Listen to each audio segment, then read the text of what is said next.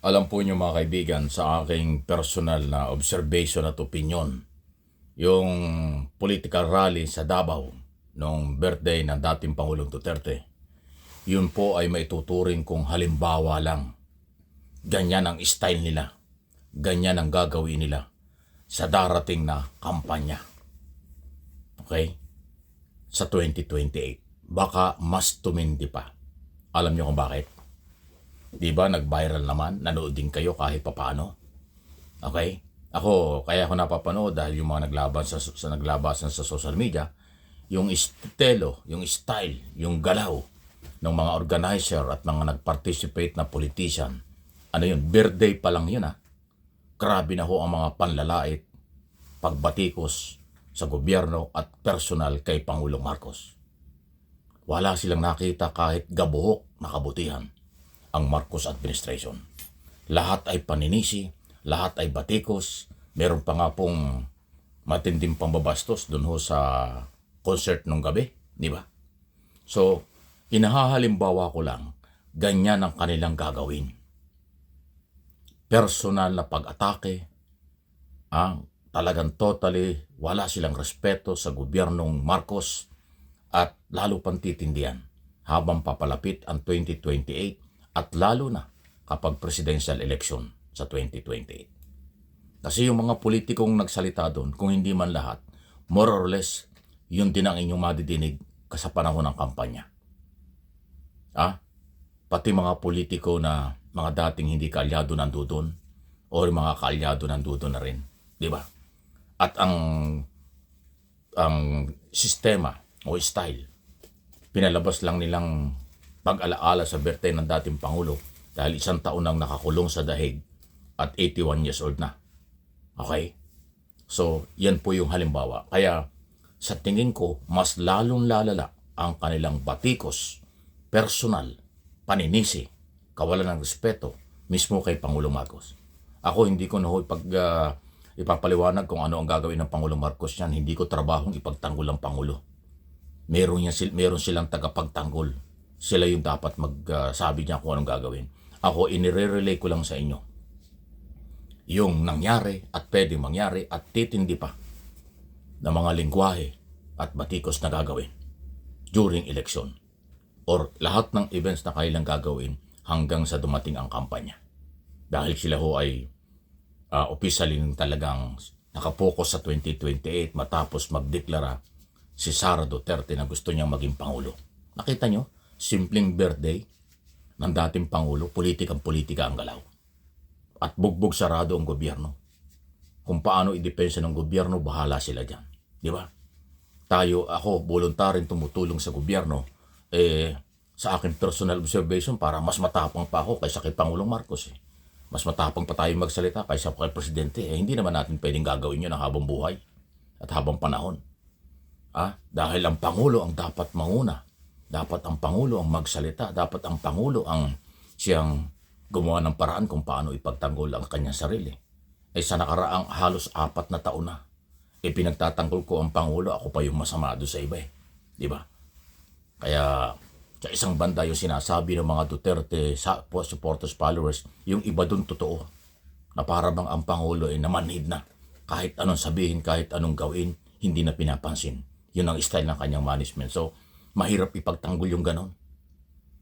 Nagsakripisyo na tayo ng ating trabaho at saka buhay, tinaya na natin, pero ang Pangulo naman ay wala namang kusang kung paano ipagtanggol ang sarili.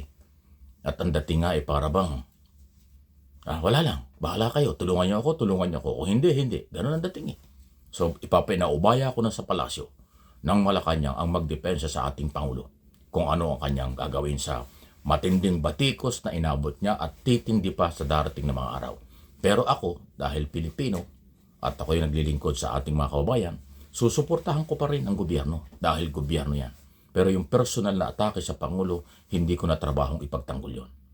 Ang kanyang mga tauhan na ang bahala dyan. Ulitin ko yung personal na issue.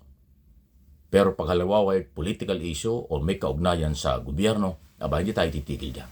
Kasi nakapokus tayo sa ang gobyernong Pilipinas ay gobyerno ng mamamayang Pilipino. Pag binati ko siya at nilait yan, ipagtatanggol ko. Pero ang Pangulo, personal yan, hindi na.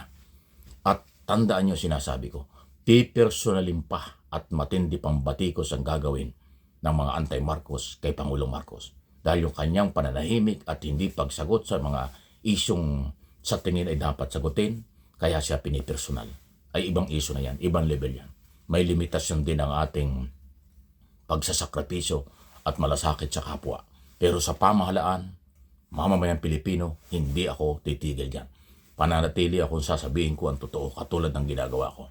Tuloy ang buhay, tuloy ang trabaho, suportahan natin ang gobyerno sa kanilang mga tamang ginagawa at pag mali, hindi pwede. Katulad nitong lagi kong sinasabing sobrang bagal ng paghahanap natin ng katarungan. Mabagal ang implementation ng batas sa paghahanap ng katotohanan sa graft in corruption. Ang mga batas ay malakas, pero nagpapatupad ng batas mahina. Yan ho ang totoo. Real talk lang tayo. Sayang ang mga batas. Taong bayan na nga yung biktima, hindi pa rin nakikita ang katarungang katotohanan. Okay? Ano pong inyong masasabi dyan? Like and share, subscribe and follow sa ating mga channel. Ganun pa man, tulungan pa rin natin ang mga programang matitino. Kung ano yan, malalaman po natin yan. Kabutihan sa kampanya kung paano tulungan ang mahirap. Yun po yun. Yung sana mga panukalang batas na tulad ng tanggal na yung travel tax, sana magkatotoo yan. Yung political dynasty na kailangan, sana magkatotoo rin yan. Okay? Yung iba pang panukalang batas na magbibigay ng kagyat na suporta sa mamamayan, sana magkatotoo yan. Okay? Pero kung mananatiling panukala lang at hindi mangyayari, sayang lang, katulad nung panukala na 2025 pa hanggang ngayon di pinag-uusapan, death penalty ng taga Zamboanga, bagong congressman, nag-file ng House Bill para House Bill 11 to 11 na tayong number para sa death penalty. Ayaw man lang galawin. Takot yung mga congressman at senador na suportahan yung proposed bill, baka tamaan kasi yung kailang pamilya. Dahil death penalty by firing squad ang recommendation ng proposed bill. Pero mahalaga yun. Dahil kung yan ay meron tayong death penalty, walang karapalang korupsyon sa ating bansa. Dahil matatakot sila sa ganyang kaparusahan. Pero dahil wala, pinagsamantalahan tayo. At yun ang tamang solusyon. Matapang na batas, dagdag na batas, ayaw pong galawin. Hindi nga pinag-uusapan, nakatenga lang dun sa House of Representatives na dapat House of the People. Naging opisina lang ng politiko, parang hindi opisina ng mga Pilipinong masang nangangailangan ng tulong. Please like and share.